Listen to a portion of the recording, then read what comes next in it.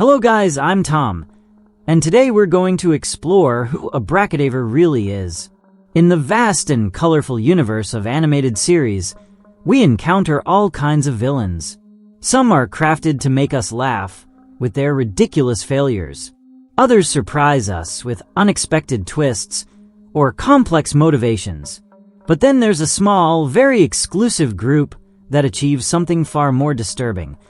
They leave us with a cold chill down our spine, a lingering discomfort that stays with us long after the final credits have faded from the screen. And among that elite group of dark antagonists, one stands out as a unique, unforgettable, almost mythical figure. A name that sounds like a cursed incantation, echoing with tragedy and corrupted magic. Abracadaver, also known as the zombie sorcerer, or simply Lusion. What makes him so memorable isn't just his appearance or supernatural powers. It's the story he drags behind him. His origin is a cocktail of horror, sorrow, injustice, and raw humanity. It's an urban legend laced with theatrical flair, so painfully human it hurts to witness, and so monstrous it feels ripped from a Gothic nightmare. And it's precisely that emotional blend that makes him one of the most disturbing villains ever conceived for a children's cartoon. Within the world of the Powerpuff Girls, his appearance goes far beyond the usual Monster of the Week episode. This isn't just another creature showing up to cause mayhem and then be defeated. No. This episode is a kind of dark fable wrapped in colorful animation. Because before he became a vengeful, decaying spectre, Lusion was a real man. A magician, yes, but not the supernatural kind. He was a classic illusionist, a stage artist, master of optical tricks and enchanting narratives. During his golden years, he toured cities with his traveling show, leaving both children and adults in awe. His arrival in Townsville was celebrated as a major event, and it was precisely there, in his own theater, where the curtain would fall for the last time in the cruelest way imaginable. During that fateful performance, Al chose a little girl from the audience to join him in his grand final act. She walked up on stage clutching her teddy bear tightly, unaware that she was about to trigger a tragedy. In the middle of the illusion, desperate to retrieve her toy, she accidentally revealed the secrets behind the trick. Strings, compartments, mechanisms, everything was exposed. The effect was immediate. The audience erupted, not in joy, but in merciless laughter. Not laughter of delight, but mockery, humiliation, cruelty, and as the laughter intensified, as if the entire theater had transformed into a storm of ridicule, the magician, confused and devastated, backed away without thinking. He took a misstep and fell straight into an actual Iron Maiden, an ancient medieval torture device lined with sharp spikes. The impact was instant. Silence, terror, and then darkness. That night, the curtain fell, never to rise again. Al's body was never recovered. The theater was sealed. The memories slowly erased. But for many, especially the young mayor, who as a child had admired him deeply, that event didn't just mark the end of a life. It was the death of magic itself in Townsville. Years passed. Generations changed. Until decades later, the city began a new urban renewal project. The old theater, now reduced to ruins, was about to be demolished. The mayor, accompanied by his assistant and the Powerpuff Girls, decided to visit the place one last time. There, among the rubble and the dust of forgotten memories, he shared with them the legend of the fallen magician. And then, as if the past itself refused to die, a wrecking ball struck the rusted Iron Maiden. What happened next changed everything. From the shadows and twisted metal emerged a macabre figure, Abracadaver. He was no longer the charismatic man who once made children laugh. Now he was a deformed, walking corpse, reanimated by hatred, with a heart fueled solely by a thirst for revenge. His tricks were no longer sleight of hand. They were true acts of dark magic. He bent reality at will, transforming citizens into grotesque and delirious creatures, circus nightmare bunnies, razor-sharp flying poker cards, invisible saws slicing bodies in half, as if it were all part of a hellish stage act. Each new trick was a punishment, a poetic retaliation against a world that had ridiculed and forgotten him. Meanwhile, in another corner of the city, the Powerpuff Girls were enjoying a zombie movie, unaware that cinematic horror was about to become real. Ms. Bellum, as perceptive as always, sensed the danger and convinced the mayor it was time to act. The girls, though confused by how bizarre the case was, didn't hesitate, especially after hearing the villain's name. The confrontation wasn't like the others. It wasn't an immediate physical fight, but an emotionally disturbing experience. When the girls came face to face with Abracadaver, for the first time in a long time, they felt true fear. Blossom tried to reason with him, approaching with compassion, but the magician, lost in his trauma, mistook her for the little girl who ruined his life. In his eyes burned a pure, inhuman hatred. He used his hypnotic watch to subdue her, turning the leader into a puppet without a will. Buttercup, reacting with fury, struck him with such force that one of his arms was ripped off. But even that didn't stop him. The severed arm kept moving on its own, as if the laws of physics no longer applied. In the blink of an eye, Townsville was transformed into a theater of horror. Bubbles was trapped in a fish tank intended to drown her. Buttercup was locked in a box with a descending saw blade, and Blossom, still under his spell, was being led step by step toward the very same Iron Maiden that had started this nightmare. It seemed like the end, a story coming full circle, with revenge finally fulfilled. The monster had won. The audience, we, were witnessing a classic tragedy, with its dark and inevitable climax. But then, as if the script refused to accept that conclusion, the twist arrived. The figure that emerged from the Iron Maiden wasn't Blossom. It was Abracadaver himself. Blossom had tricked him. She used his own weapon against him. An illusion, a theatrical trap. The magician who had lost everything to a ruined trick was defeated by another one. Bubbles and Buttercup broke free. The three sisters reunited. The monster was defeated, not with brute force, but with intelligence, empathy, and a bit of the magic he himself had forgotten. The mayor, amazed, could only ask, "How did you do it?" And the girls, with that childlike spark that defines them, answered with a simple yet powerful phrase. It was thanks to magic. And that's how the episode ends. Not with violence or destruction, but with a lasting message. Magic exists. Not always in wands or spells. Sometimes it's disguised as cleverness. Sometimes it's born from pain. Sometimes it survives in the hearts of those who refuse to give up, even in the face of the deepest horror.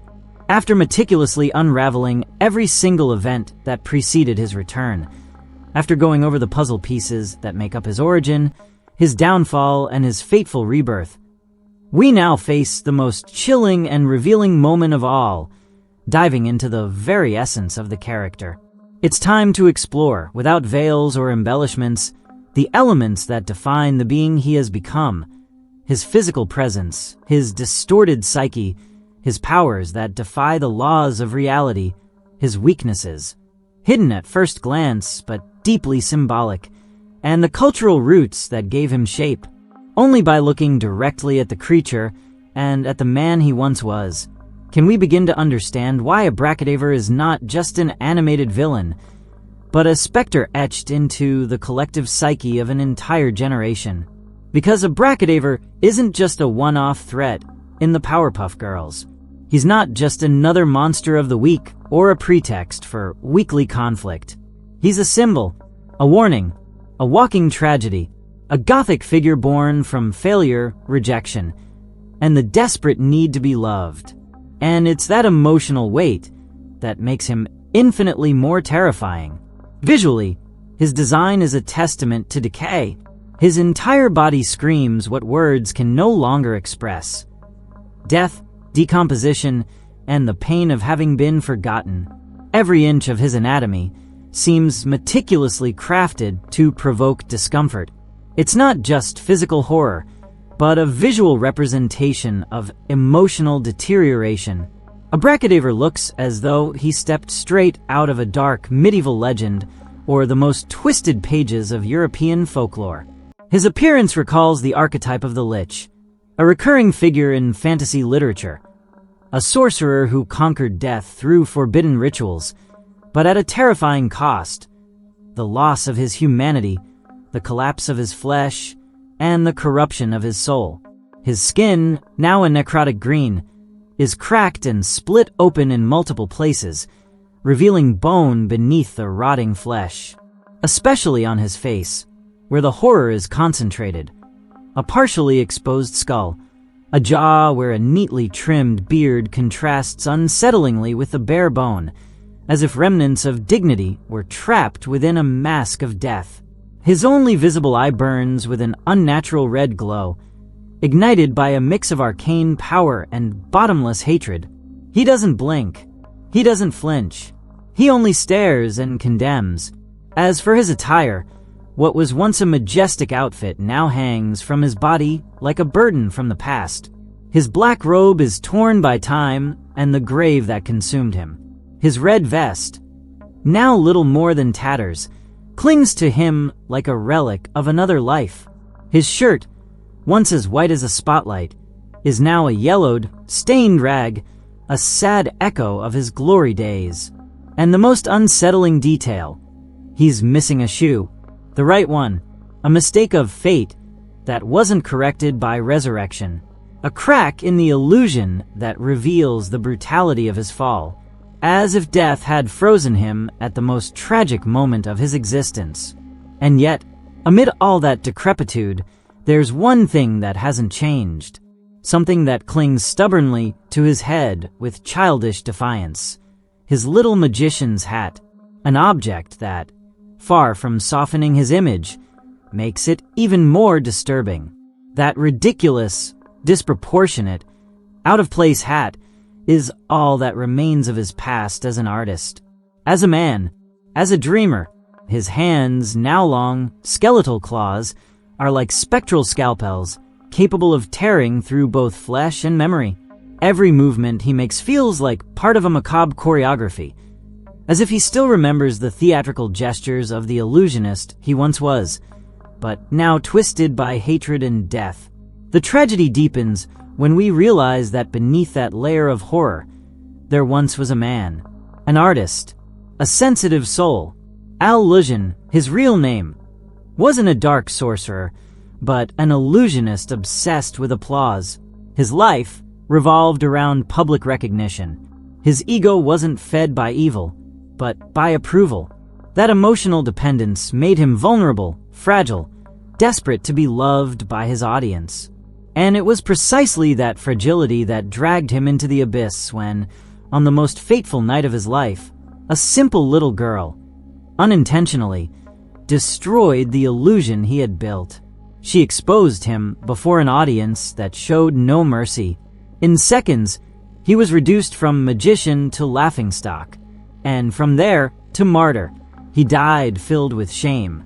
But what brought him back wasn't just the humiliation.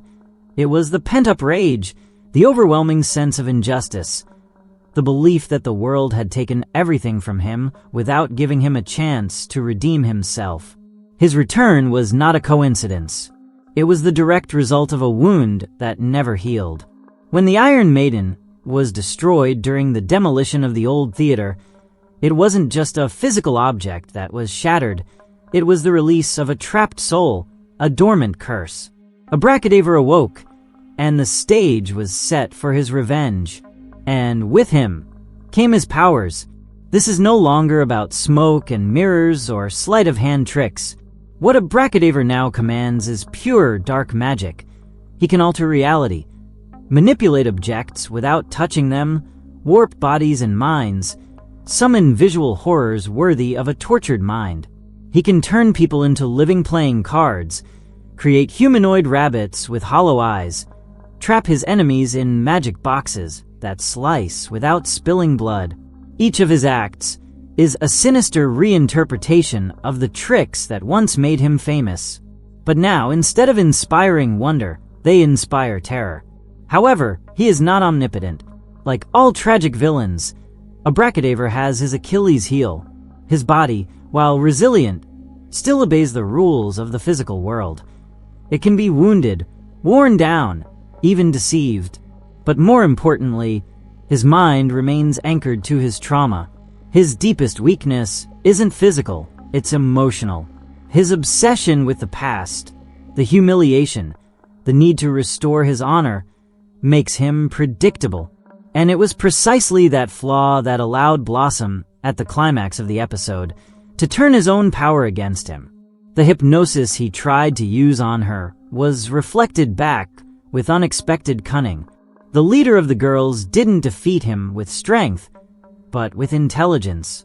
She beat him with illusion. Perfect irony.